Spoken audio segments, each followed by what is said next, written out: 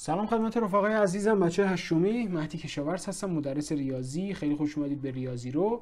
امروز با هم دیگه می‌خوایم بریم سراغ درس دوم فصل 1 ریاضی هشتم، یعنی معرفی عددهای گویا. قبل از اینکه شروع کنیم، هر حرفی، سوالی، نظری داشتید حتما تو کامنت های همین ویدیو برامون بفرستید. جزء این جلسه هم توی کانال تلگراممون با آدرس @ریاضی رو خدمتتون ارسال میکنیم. اونجا پیام ناشناس هم داریم که اگه حرفا و نظراتتون اونجا برامون بفرستید خیلی بهمون انرژی میدید. بریم سراغش. درس دوم، معرفی عددهای گویا. خب بچه‌ها، ما اعداد و یه دسته بندی براشون داریم. یه سری عددهای طبیعی هن، یه سری عددهای حسابی هن، یه سری اعداد صحیح هن و یه دسته اعداد جدیدی توی این درس به ما معرفی میشه به اسم عددهای گویا. خب اعداد طبیعی شامل چیا بودن؟ اعداد طبیعی شامل 1 2 3 و همینطور میرفت جلو، 4 5 6 7 اعداد مثبت بودن. درسته؟ اعداد حسابی کدوم عددا رو شامل میشدن؟ شما اگه به همین عددا یه صفر هم اضافه کنی، اعداد حسابی رو به دست آوردی. یعنی 0 1 2 3 میشن عدد حسابی. اگه اینا رو بیایم روی یه نمودار نشون بدیم، عددهای طبیعی میشن زیر مجموعی از همون عددهای حسابی که یه صفر هم بهش اضافه شده. درسته؟ خب عددهای صحیح مرحله بعدی اعدادمون بودن که علاوه بر این 0 و 1 و 2 و 3 و اعداد مثبت، اعداد منفی رو هم شامل می شدن، یعنی -1 -2 -3 -4 و همینطور اعداد منفی. اعداد صحیح پس چیا شدن؟ اعداد منفی، صفر و اعداد مثبت. حالا یه دسته اعداد جدید به ما معرفی میشه تو این درس به اسم اعداد گویا. خب آقا شما دیگه همه اعدادا رو گفتی دیگه، منفی ها رو گفتی، صفر رو گفتی، مثبت ها رو گفتی. چه چیزی نسبت به اعداد صحیح به اعداد گویا اضافه میشن که یه دسته جدیدی از اعداد رو به ما معرفی میکنن؟ میگم ببین، ما بین عددهای صحیح، یعنی بین مثلا مثبت 1 و مثبت 2، بین مثبت 1 و مثبت 0، مثبت 0 دیگه چیه؟ 0 و 0 و منفی 1 هم یه سری فضاها رو روی این در از محور داریم. خب که اگه این جاهای خالی بین 0 و 1 و منفی 1 و 0 و کلا فاصله بین اعداد صحیح رو به عددهامون اضافه کنیم، یعنی این ناحیه اعداد گویا رو تشکیل دادیم، یعنی کل طول محورمون میشن اعداد گویا. شما تو سال گذشته با کسر و اعشار آشنا شدید، مثلا 4 پنجم، مثلا 3 چهارم، مثلا 1 دوم، مثلا 1 و 2 دهم. فاصله هایی هستند که بین عددهای صحیح قرار گرفتن که اگه اینا رو هم به عددهای صحیح اضافه کنید، این مربع میشه اعداد گویامون. خب پس اعداد گویا شدن همه اعداد صحیح به علاوه اعدادی که خورده دارن، اعدادی که مثلا میتونن کسری باشن. ولی حواستون باشه اعداد صحیح هم جزو اعداد گویا هستن. همونطور که وقتی شما 0 رو به اعداد حسابی اضافه کردی، اعداد طبیعی هم جزو اعداد حسابی بودن. اینجا عددهای صحیح گویا هستن، عددهایی که خورده‌ای دارن هم گویا هستن. خب حالا بچه‌ها نگاه کنید، ما بین عددهای صحیح رو یه تقسیم بندی انجام دادیم. مثلا اینجا بین 1 و 2 رو 3 قسمت کردیم و اینجا مثلا میشه 1 و 1/3. درسته؟ اما این تقسیم بندی بر چه اساسه؟ مثلا اگه ما اینجا رو مثلا یه عدد در نظر گرفتیم، اینجا رو هم با 3 تا تقسیم بندی یه عدد در نظر گرفتیم، ما اینجا دیگه عدد نداریم. چرا نداریم؟ ما اونجا هم عدد داریم، عددهای اونجا هم جزو اعداد گویامون هستن. ولی وقتی 3 قسمت کردیم بین 1 و مثبت 2 رو، این دو نقطه اعدادی بودن که ما میتونستیم بیانشون کنیم، 1 و 1/3، مثلا 1 و 2/3. ما اگه میومدیم اینو دقیق تر، یعنی ریزتر تقسیم بندی میکردیم، اونجا هم مثلا این ناحیه هم اعدادش رو میتونستیم بیان کنیم. مثلا اگه به جای اینکه اینو ما 3 قسمت کنیم میومدیم 6 قسمت میکردیم به این شکل، خب اینجا دیگه مثلا این 1 و 1/3 نبود، اینجا میشد 1 و 1/6، اینجا میشد 1 و 2/6، اینجا میشد 1 و 3/6 و تا مثبت 2 پیش میرفت. خب حالا ما تقسیم بندی بین اعداد رو بر چه اساس انجام میدیم؟ این تقسیم بندی بر اساس مخرجی هستش که کسرای ما دارن. مثلا اگه اینجا به ما گفته 1/2، یعنی اینکه آقا تو بیا بین این اعداد صحیح رو 2 قسمت کن و وقتی من به تو میگم 1/2 اینجا رو نشون بده. حالا نمیگه 1/2، میگه 3/4. وقتی به تو گفته 3/4 تو باید بیای اینا رو واحد تشکیل دهندشون رو 1/4 بچینی و بین این اعداد صحیح رو 4 قسمت کنی تا وقتی بهت میگم 3/4 اینجا رو نمایش بدی. درست این نقطه گرفته چی شد؟ پس این این مخرج تعیین کننده واحد این محور هستش.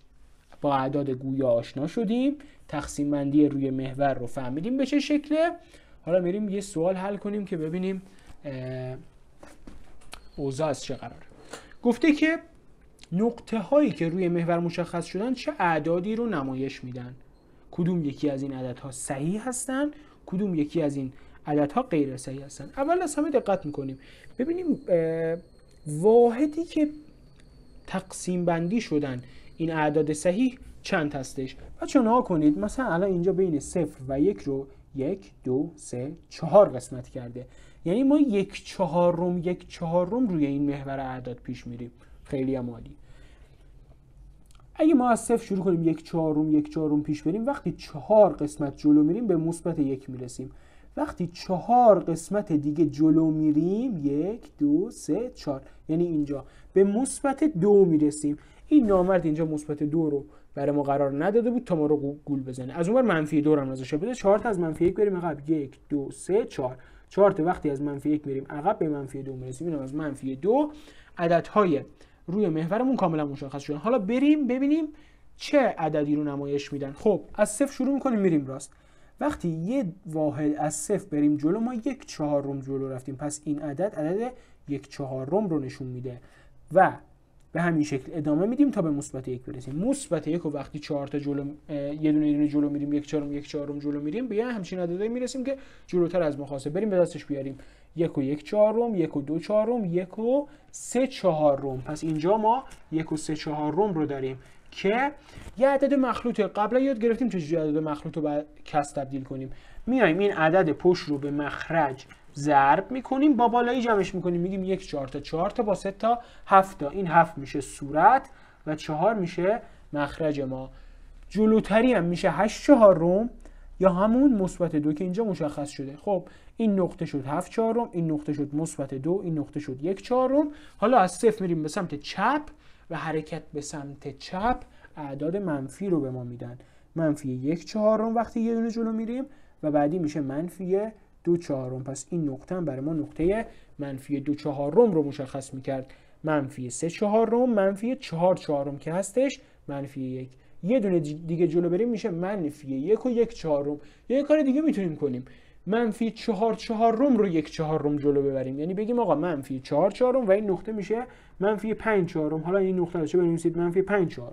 چه بنویسید؟ منفی 1 و 1/4 هر دو درسته. منفی 4 رو یه دونه جلو بریم، منفی 5/4 رو یه دونه جلو بریم میشه منفی 6/4. یکی دیگه جلو بریم میشه منفی 7/4.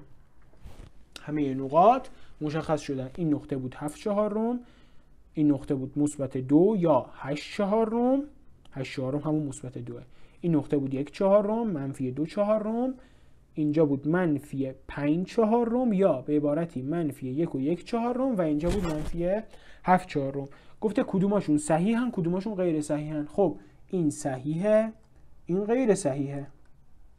واضحه که 7/4 عدد صحیحی نیست، خورده ای داره، میشه 1 و 3/4. این عدد غیر صحیحه. 1/4 منفی 2/4 یه عدد غیر صحیحه. منفی 5/4 یه عدد غیر صحیحه و منفی 7/4 هم یک عدد غیر صحیحه. عدد صحیح عددی که خورده نداره، مثبت 1 مثبت 2 مثبت 1 و خورده ای نیست.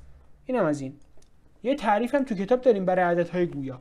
گفته آقا هر عددی رو که بشه به این صورت نمایش داد، عددهای که A و B توشون عددهای صحیح هستن، A بر روی B که A و B توشون عددهای صحیح هستن، به شرطی که B مخالف صفر باشه بهش میگیم عدد گویا. چی شد؟ میگه آقا ما هر کسری رو بتونیم تشکیل بدیم، هر کسری که توش A بر روی B نوشته بشه و هر دوی اینها عدد صحیح باشن و با یک شرط که B مخالف صفر باشه، ما یه عدد گویا رو تشکیل دادیم. درسته؟ حالا یکی از تای کلاس بلند میشه میگه آقا ما مثلا A رو مثبت 7 در نظر میگیریم، B رو مثبت 4 در نظر میگیریم، میشه 7 چهارم. خب یه A بر روی B تشکیل دادیم که شده یه عدد گویا. میگم باریکلا خیلی خوب گفتی، مثبت 7 بر روی مثبت 4 یه عدد گویا. خب ولی ادامه میده، ما یکم عقب‌تر گفتیم آقا مثبت 2 هم که عدد صحیحه یه عدد گویاه. چی شد پس؟ ما میگفتیم A بر روی B عدد گویاه، تو گفتیم مثبت 2 و این رو هم گویا در نظر میگرفتیم. میگم باریکلا به دقتت. ولی به این نکته توجه نکردیم، ما میتونیم برای همه اعداد یه مخرج مثبت 1 در نظر بگیریم، چون هر عددی تقسیم بر مثبت 1 که بشه میشه خود اون عدد. پس اعداد صحیح ذاتاً یه تقسیم بر مثبت 1 که مثبت 1 هم خودش یه عدد صحیحه دارن که با استفاده از این مثبت 1 میتونیم توجیه کنیم که عددهای صحیح هم اعداد گویا هستن. پس این تعریف رو برای تعریف عددهای گویا به خاطر بسپارید که هر عدد رو که بشه به صورت A بر روی B نمایش داد و جفتشون عدد صحیح باشن و B مخالف صفر باشه، عدد گویا بهش میگیم. این که B مخالف صفر باشه رو خیلی بهش دقت کنید. جایی که B صفر بشه توی ریاضی تعریف نشده، هیچ جا، هیچ مخرجی، هیچ جای دنیا نمیتونه صفر باشه. خب بریم سراغش. بچه‌ها ما همون جور که میتونستیم برای عددهای صحیح قرینه در نظر بگیریم، برای عددهای گویا و عددهای کسری هم میتونیم قرینه در نظر بگیریم. مثلا اینجا دقت کنید، گفته قرینه 1/2 اگه بخوایم رو محور نمایش بدیم، قرینش برعکس همون 1/2 به سمت چپ میره، اگه که اون 1/2 به سمت راست رفته باشه. قرینه 1/2 علامتش عوض میشه، میشه -1/2. خیلی راحت. گفته قرینه 1/1/2 وقتی 1/1/2 به سمت راست میری، اگه همون 1/2 مثلا 4 مرحله 4 واحد به سمت راست رفت، 3 واحد به سمت راست رفتی، 1 2 3 و به 1/1/2 رسیدی. اگه 1/1/2 یا 3 واحد به سمت چپ بری، به قرینه 1/1/2 میرسی، 1 2 3 که میشه -1/1/2. پس چی شد؟ همون جور که عددهای صحیح رو میتونستیم قرینه کنیم، عددهای خورده‌ایدار که شامل عددهای گویا میشن رو هم میشه قرینه کرد. توی سوال مثلا بخش بعدی گفته قرینه 2/3، حالا چه مخلوط باشه چه کسری باشه، گفته قرینه 2/3، میگیم آقا قرینه 2/3 میشه -2/3. قرینه علامت عدد رو عوض میکنه و وقتی تو برای اینکه به 2/3 برسی 2 واحد به سمت راست رفتی، کافیه برای اینکه به -2/3 برسی 1 2 واحد به سمت چپ بری تا به -2/3 برسی. خیلی ساده. گفته قرینه 4/3، قرینه 4/3 میشه -4/3 که برای اینکه به این -4/3 برسی، اول این 4/3 رو محور نشون میدی، 1 2 3 4 4 حرکت به سمت راسته. اگه 4 حرکت ما به سمت چپ بریم، 1 2 3 4 به -4/3 یعنی قرینه 4/3 میرسیم. این نمایشش بود روی محور. حالا همینا رو میشه همینجوری هم نوشت، مثلا قرینه 0 قرینه اره، 0 قرینش میشه خودش و قرینه 2 1/5 میشه -2 1/5. علامتش عوض میشه، قرینه -1/9 میشه -1/9. عدد بدون علامت میشه عدد مثبت. قرینه 1/100 میشه -1/100. خیلی راحت. این قرینه سازی عددهای عرضم به حضورتون که گویا بود که فرقی هم با عددهای صحیح نداشت. بچه‌ها من یه بار دیگه میخوام مرور کنم که چجوری یه عدد مخلوط رو به یه کسر تبدیل کنید. فرض کنید داریم 1/1/2 میخوایم این عدد مخلوط رو به صورت کسری بنویسیم. میایم اول این دوتا رو با هم ضرب میکنیم. تو مرحله اول میخوایم صورت رو به دست بیاریم که چنده. برای این کار این دوتا رو در هم ضرب میکنیم، با صورت جمع میکنیم، 1 2 تا 2 تا با 1 میشه 3. این از صورت. مخرجم همون مخرجیه که از قبل داشتیم، 3/2 یا یه عدد دیگه 1 و 3/4. ویدیو رو پاس کنید، اینو به صورت کسری بنویسید، بعد چک کنید ببینید درسته یا نه. خب 1 و 4 رو در هم ضرب میکنیم میشه 4، با 3 جمع میکنیم میشه 7، یعنی صورتمون 4 هم مخرجیه که ثابت 7 4. بچه‌ها از اینجا به بعد، یعنی از ریاضی اینجا به بعد، شما کمتر با عدد مخلوط کار دارید. اعداد کسری هن که توی ریاضی برای شما کار میکنن، اعداد کسری و اعداد اعشاری. اعداد مخلوط چیزی بود که تو ابتدایی چون شما کمتر مثلا ریاضی رو روش مسلط بودید برای شما کاربرد داشت. اینجا کمتر شده کاربردش، از کسر و اعداد اعشاری استفاده میکنیم. بچه‌ها این اولش تو شروع یادتونه من گفتم اینجا رو ما 3 قسمت کردیم. یه سری عددها اینجا بودن که وقتی 3 قسمتش کردیم به ما نمایش داده نشدن، ولی وقتی 6 قسمتش کردیم یکی از این عددهای اینجا خودش رو به ما نشون داد. فرق 6 قسمت کردن با 3 قسمت کردن چی بود؟ این که اون 6 قسمتی تر چون تقسیم بندیش ریزتر بود به ما اعداد رو دقیق تر نشون میداد. ما این وسط بی نهایت عدد داریم که هرچی تقسیم بندیمون ریزتر و کوچیکتر باشه نمایش اعداد برای ما دقیق ترن. توی این سوال گفته نقطه های مشخص شده اول از همه چه کسرهایی رو نمایش میدن. میریم به دست بیاریم. اینجا 1 2 3 3/2 رو به ما نشون میده، یا همون 1 و 1/2. گفتم این بعد ما با کسرها کار داریم دیگه. 1/2 1/2 جلو میریم به 3/2 میرسیم. اینجا چه عددی رو به ما نشون میده؟ 1 2 3 4. واحدامون 4 قسمتیه، یعنی مخرجمون 4. خب 4 تا جلو رفتیم 5 6. اینجا 6/4 رو به ما نشون میداد. 1 2 3 4 5 6.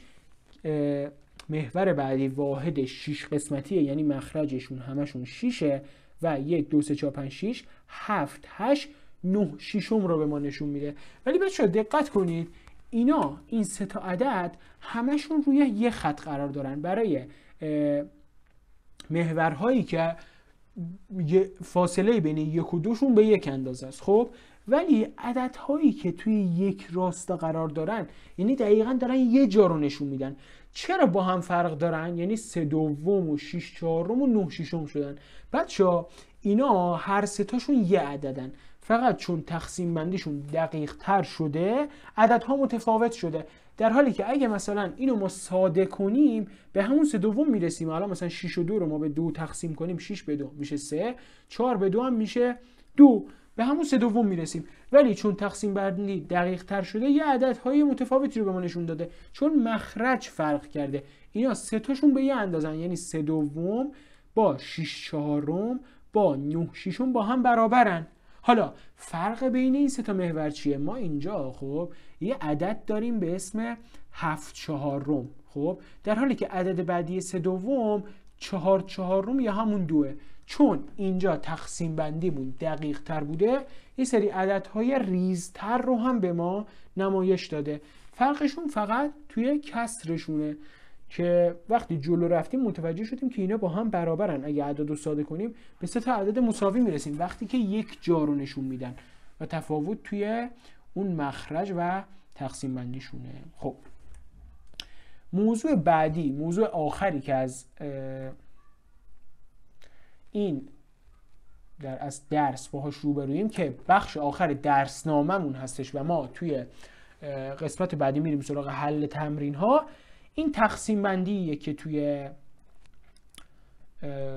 این بخش یادش میگیریم. نگاه کنید بچه‌ها، روی محور به ما یه مثبت 2 رو نشون داده. خب بعد این مثبت 2 رو اومده 3 بخش کرده، یعنی تقسیم بر ارزم به حضورتون 3 کرده. وقتی که اینو تقسیم بر 3 کرده خب به 2/3 رسیده، به 3 تا 2/3 رسیده. به ما گفته آقا 2 تقسیم بر 3 شده 3/2. درسته؟ نوشته مثبت 2 تقسیم بر 3 میشه مثبت 2/3 یا همون در اصل مثبت 2 بر روی 3 یا همون مثبت 2/3. اومده منفی 3 رو خب به 4 قسمت تقسیم کرده. وقتی منفی 3 رو به 4 قسمت تقسیم کرده هر بخش شده منفی 3/4، یعنی منفی 3 تقسیم بر 4 میشه منفی 3/4. پس ما این تقسیم ها رو میتونیم به صورت کسری خیلی راحت بنویسیم. یعنی به جای اینکه بنویسیم مثلا منفی 1 تقسیم بر 2 بنویسیم منفی 1/2. به جای اینکه بنویسیم مثبت 5 تقسیم بر 6 بنویسیم مثبت 5/6. یعنی ما با این علامت کسر میتونیم این تقسیم رو نمایش بدیم. یعنی مثلا 3/4 بیانیه برای 3 تقسیم بر 4، یا مثلا 7/6 بیانیه برای 7 تقسیم بر 6. پس ما با این نسبت، با این کسر میتونیم تقسیم رو نمایش بدیم. این بخش آخر درسنامه‌مون بود. بریم سراغ حل تمرین ها تا روی درسنامه‌مون مسلط بشیم. تمرین 1 گفته کسرهای زیر را تا حد امکان ساده کنید. منفی 108/6. خب بچه‌ها توی این کسر ما میتونیم صورت و مخرج رو به 6 ساده کنیم.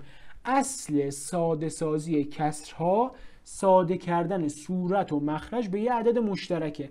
ما توی این سوال اگه بیایم صورت و مخرج رو به 6 تقسیم کنیم مخرجمون میشه 1 و صورتمون میشه چی؟ میشه فکر میکنم 23. 23 ضرب در 6 هستش که میشه، ارزم به حضورتون فکر میکنم اشتباه شد، میشه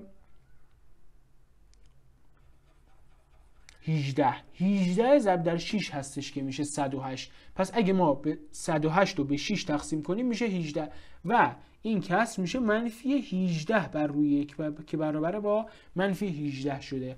پس ساده سازی این کسر به منفی 18 رسید. چجوری؟ وقتی که جفتشون رو به ارزم به حضورتون 6 ساده کردیم. بریم رو بعدی امتحانش کنیم ببینیم که به چه شکله. 66 و 42 جفتشون به چه عددی ساده میشن؟ 66 مثلا هستش 6 ضرب در 11. 42 چی هستش؟ 42 هستش 6 مثلا 6 8 42 تا. جفتشون رو میایم به 6 ساده میکنیم، صورت رو به 6 ساده کنیم میشه 11، مخرج رو به 6 ساده کنیم میشه 8. این میشه 11/8 شد ساده سازی این کسر. و بعدی 90 و 26. من میتونم بگم که جفتشون مثلا به 3 ساده میشن. اگه صورت رو به 3 ساده کنیم میشه 30 منفی 30 بر روی. اگه مخرج رو به 30 ساده کنیم میشه 36. یه نکته ای، این سوال همچنان میتونه ساده و ساده تر بشه. این سوال میتونه ساده سازیش ادامه داشته باشه. همیشه مثل این دوتا کسر اولی نیست که ما یه عددی رو بگیم ساده بشه بعد دیگه از اون ساده تر بشه. الان 11 و 8 جفتشون به یه عدد مشترک دیگه بخش پذیر نیستن، ولی 36 30 و 36 رو میشه به یه عدد مشترک که مثلا 6 باشه تقسیم کرد. 30 هست 6 5 تا، 36 هست 6 6 تا. پس جفتشون به 6 ساده میشن. 30 رو به 6 ساده کنیم میشه 5، 36 رو به 6 ساده کنیم میشه 6. فقط این منفیش فراموش نشه. ساده سازی این کسر در نهایت به منفی 5/6 رسید. خب بریم سراغ سوال 2. گفته در جای خالی علامت مناسب بزرگتر، کوچیکتر یا مساوی بگذارید. یعنی چی؟ یعنی این دوتا عددهایی که براتون نوشتم و با هم مقایسه شون کنید. میگم چشم. آقا یه 3/5 داریم، یه 25 خب میگه به ما بگو کدوم بزرگتر هستش، یا مثلا اگه مساویان مشخص کن که این دوتا با هم مساویه. بچه‌ها یه نکته اینجا براتون می‌نویسمش. مقایسه دو عدد به شرط مخرج مشترک امکان پذیره. یعنی چی؟ یعنی شما دوتا کسر رو زمانی میتونی با هم مقایسه کنی که مخرجشون مشترک باشه. دو تا کسر که مخرج مشترک ندارن رو نمیشه با هم مقایسه کرد. 3/5 25 تو چجوری میخوای بگی کدوم از اون یکی بزرگتره؟ امکان پذیر نیست. پس به یه مخرج مشترک میرسونیشون. مثلا اگه مخرج این 100 ما این 5 رو به 100 میرسونیم. 5 ضرب در چند میشه 100؟ 5 ضرب در 20 میشه 100. خب صورت و مخرجش رو ضرب در 20 میکنیم و این رو مینویسیم 60 وقتی که 60 نوشتیم دیگه مقایسه برای ما خیلی راحت میشه. ما این 3/5 از این بعد 60 میبینیم. 60 بزرگتره یا 25 خب 60 معلومه که خیلی بزرگتر از 25 ولی آیا وقتی این 3/5 بود ما میدونستیم که این 3/5 از 25 بزرگتره؟ خیر. پس شرط مقایسه برای ما مخرج مشترک. بریم سراغ بعدی. منفی 1/7 و منفی 11/5. آیا منفی 11/5 بزرگتره یا منفی 1/7 بزرگتره؟ میگم آقا شرط مقایسه این دوتا مخرج مشترکه، اینا رو به این مخرج مشترک میرسونم. صورت و مخرج این رو ضرب در 7 میکنم، صورت و مخرج این رو ضرب در 5. وقتی صورت و مخرج این رو ضرب در 7 بکنی میشه منفی 77 بر روی 35. این رو وقتی ضرب در 5 میکنیم میشه منفی 5 بر روی 35. خب مقایسه دو تا عدد منفی. بچه این عدد منفی رو وقتی میخواید با هم مقایسه کنید یکم چالش داریم. دوست دارم اول خودتون حدس بزنید کدوم بزرگتره وقتی مخرج جفتشون 35، بعد من بگم. خب بچه ها اعداد منفی هرچی به سمت چپ میرن کوچیک و کوچیکتر میشن. یعنی اعداد منفی هرچی به صفر نزدیکتر باشن اون عدد بزرگتریه. یعنی هرچی منفیش کمتر باشه اون عدد بزرگتره. الان این هستش منفی 5/35 مثلا رو محور اعداد. اگه اینجا باشه 0، اینجا باشه منفی 1، اینجا باشه منفی 2، منفی 5/35 اینجا هست و منفی 77/35 که یعنی منفی 1 هم رد میکنه و میاد اینجاه. این که به 0 نزدیکتره یعنی سمت راست تره بزرگتره. هرچی منفیمون تو مقایسه اعداد منفی کمتر باشه اون عدد بزرگتریه. پس منفی 5/35 از منفی 77/35 بزرگتره. حالا بچه ها بدون اینکه اینا رو هم مخرج کنیم هم میشد جواب اینو به دست آورد. یه علتی هم داشت. علتش چی بود؟ اینو خب میشد به یه عدد مخلوط تبدیل کرد. مثلا گفت این هستش، من البته رو محور اعداد من اینو بین منفی 1 و منفی 2 نشون دادم، این منفی 2 هم رد میکنه، حتی منفی 2 هم رد میکنه، انقدر یعنی کوچیکه. این میشه منفی 2 خورده. خب این هنوز به منفی 1 هم نرسیده. معلومه که منفی 1/7 بزرگتره، ولی وقتی اگه بخوایم اصولی به دست بیاریم که دقیق بتونیم بگیم کدوم بزرگتره نیاز داریم که اینا رو هم مخرج کنیم. ولی چون این دیگه خیلی تابلو بود که این منفی 2 هم رد کرده ولی اون هنوز به منفی 1 هم نرسیده، میشد گفت توی این یکی اینا بین 0 و 1 بودن جفتشون، به این راحتی نمیشد حدس زد که کدوم بزرگتره. خب منفی 3/6 و منفی نیم. بچه‌ها اینا رو ما باید هم مخرج کنیم. این منفی 5/10 میشه اینجوری نوشتش که باید با منفی 3/6 مقایسه بشه. بچه‌ها هم مخرج کردن دوتا کس الزاماً به این صورت نیست که هر دوشون رو ضرب در یه چیزی کنیم. میتونیم این صورت و مخرج رو ساده کنیم و به یه مخرج مشترک برسونیمشون. مثلا این 5 و 10 اگه جفتشون رو به 5 ساده کنیم میشه منفی 1/2 و اگه 3 و 6 رو هم به 3 ساده کنیم میشه همون منفی 1/2. جفتشون به منفی 1/2 رسیدن با یه مخرج مشترک و میتونیم نتیجه بگیریم که این دوتا با هم برابرن، جفتشون منفی 1/2. امیدوارم این سوال براتون جا افتاده باشه. تعیین بزرگتر، کوچکتر یا مساوی بودن از طریق هم مخرج کردنشون، چه از طریق ضرب کردن صورت و مخرج در یه عدد مشترک، چه از طریق ساده کردن صورت و مخرج. خب بریم سراغ تمرین بعدی. گفته هر یک از عددها را در جدول زیر در جای خود قرار دهید و جدول را کامل کنید. 17/7 گفته کجای این جدول قرار میگیره؟ بین 0 و منفی 1 یا بین 0 و 1؟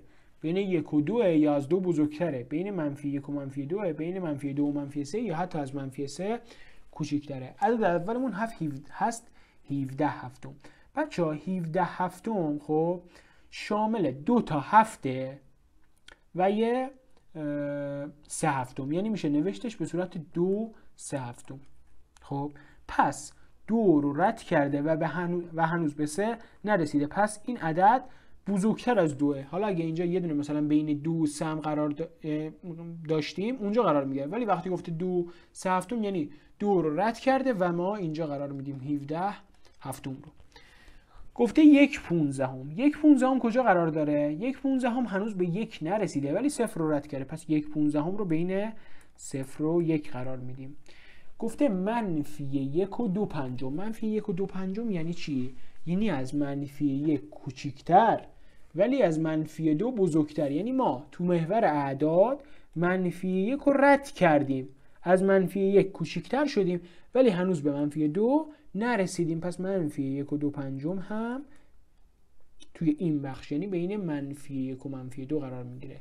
منفی 3 و نیم. بچه‌ها حل کردن درست تحلیل کردن اعداد منفی یکم چالشیه. چرا؟ چون هرچی بزرگتر میشن کوچیکتر میشن. هرچی اللحاظ استاد خیابانی اینقدر داره ریاضی درس میده، هر چقدر اللحاظ عددی بزرگتر میشن کوچیکتر میشن. یعنی مثلا وقتی میگیم منفی 3 و نیم، خب به سمت چپتر میرن. اینو بارها توی تدریس اشاره کردم. منفی 3 و نیم بین منفی 3 و 4 منفی 4 قرار داره، اینجوری که منفی 3 رو رد کرده و به منفی 4 نرسیده، یعنی از منفی 3 هم کوچیک‌تره. خب گفته منفی 25 ششم. منفی 25 ششم رو میشه به صورت یه عدد مخلوط نوشت تا واضح باشه که این عدد کجای داستانمون قرار داره. 25 توی دلش 4 تا 6 تا داره و یه دونه واحد اضافه تر، یعنی میشه اینو به صورت 24 به علاوه 1 نوشت و گفت این هستش منفی 4 و 1 ششم. پس منفی 4 رو رد کرده، به منفی 5 نرسیده، پس از منفی 3 کوچیک‌تره. توی این بخش انتهایی این جدول قرار میگیره. بعدی هستش 3 و 5 هفتم. 3 و 5 هفتم 3 رو رد کرده، به 4 نرسیده. توی این بخش از جدول قرار میگیره که گفته اعداد بزرگتر از 2. پس مثبت 3 و 5 هفتم رو اینجا می‌نویسیم که به ما گفته بزرگتر از 2. 2 هفتم. 2 هفتم 2 رو رد کرده، به 3 نرسیده، پس از 2 بزرگتره. 2 هفتم منفی 3 و 1 هفدهم. منفی 3 رو رد کرده، به منفی 4 ولی نرسیده، پس از منفی 3 هم کوچیک‌تره. منفی 3 رو به سمت اعداد کوچیک‌تر ادامه داده و به منفی 3 و 1 هفدهم رسیده که اینجا قرار داره. و در نهایت منفی 7 و 2 دهم. منفی 7 و 2 دهم هم اینجا قرار داره. خیلی واضح دیگه. منفی 7 که دیگه از منفی 3 خیلی کوچیک‌تره. اینم از تمرین سوممون. بریم سراغ تمرین 4. ابتدا علامت هر عبارت را تعیین و سپس آن را ساده کنید. بچه ما در مورد ضرب علامت ها توی ویدیوی قبلی صحبت کردیم. اینجا میایم ضرب علامت های صورت و مخرج رو اول تعیین تکلیف میکنیم، بعد ضرب علامت صورت و مخرج رو جداگانه تعیین میکنیم. بریم حل کنیم تا متوجه بشیم. گفته منفی 8 ضرب در منفی 18. خب دو تا عدد منفی وقتی در هم ضرب میشن میگیم منفی در منفی مثبت، پس صورتمون مثبته، مخرجمون هم دو تا عدد مثبته، مثبت در مثبت هم میشه مثبت. حالا ضرب علامت صورت و مخرج به صورت مثبت در مثبته، پس جواب نهاییمون علامتش هستش مثبت. حالا میایم عدد انتخاب میکنیم و سادش میکنیم. مثلا آقا ما بالا یه 8 داریم دیگه، علامت ها رو بخیال چون علامت تعیین تکلیف شد. بالا یه 8 داریم، خب پایین یه 16. جفت اینا به 8 ساده میشن. باید اعداد مناسب انتخاب کنیم تا بیشترین حالت ساده شدن در نظر گرفته شد. اگه 8 رو به 8 ساده کنیم میشه 1، اگه 16 رو به 8 ساده کنیم میشه 2. خیلی عالی. حالا میایم این دوتا رو با هم ساده میکنیم. 18 و 12. 18 به 6 میشه 3، جفتشون به 6 بخش پذیرن. 18 میشه 3 6 تا، 12 میشه 2 6 تا. 12 به 6 میشه 2. علامت ها که تعیین تکلیف شدن. حالا میایم ضرب و تقسیممون رو انجام بدیم. صورت یه 3 1 داریم که میشه 3، مخرج یه 2 2 تا داریم که میشه 4. جواب نهایی این بخش هست مثبت 3 4. عبارت بعدیمون خیلی شبیه عبارت قبلی با این تغییر که علامتاش متفاوت شده.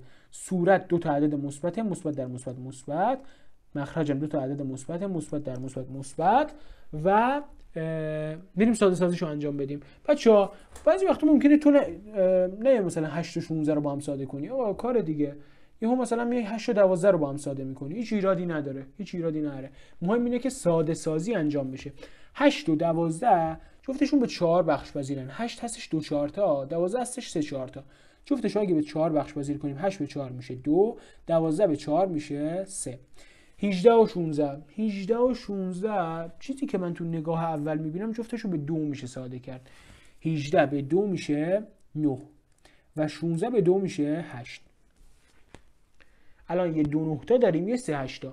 بچه‌ها ما میتونیم همچنان ساده سازی رو ادامه بدیم. چیزی که من دارم میبینم مثلا این 9 و 3 که داریم جفتشون به 3 باز بخش پذیرن. مثلا اگه جفتش رو به 3 تقسیم کنیم 9 به 3 میشه 3، 3 به 3 میشه 1. یا این 2 و 8 جفتشون به 1 بخش پذیرن. 2 به 1 میشه 2، 8 به 2 میشه 4. در نهایت جواب نهاییمون علامتش که مثبت بود میشه 3 ضرب در 1 که میشه 3 و 4 ضرب در 1 که میشه 4، مثبت 3/4. خب بریم سراغ بعدی. اول از همه کسرمون یه علامت داره که علامتش منفیه. خب تو صورت یه عدد مثبت رو داریم که ضرب در یه عدد منفی شده، مثبت در منفی منفی. تو مخرج هم یه عدد منفی داریم که ضرب در یه عدد مثبت شده، مثبت در منفی میشه منفی.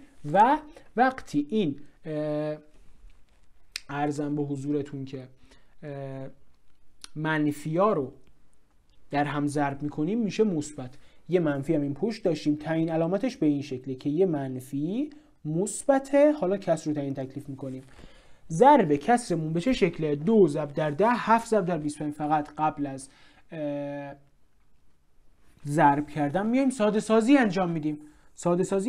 الان مثلا 2 با 7 ساده نمیشه، 2 با 25 ساده نمیشه، 10 با 7 ساده نمیشه، ولی 10 با 25 ساده میشه. چه جوری؟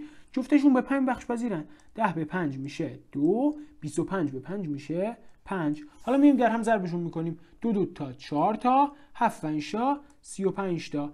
منفی مثبت 4 35. این منفی در نقش قرینه عمل میکنه. قرینه 4 35 هم میشه منفی 4 35 و منفی 4 35 جواب نهایی این عبارت بود. اینم از این سوال و پایان درس این جلسه با این سوال بودش. امیدوارم که از این جلسه هم لذت برده باشید و ازش استفاده کرده باشید. تو جلسه بعدی میبینمتون. تا اون موقع خدا نگهدار.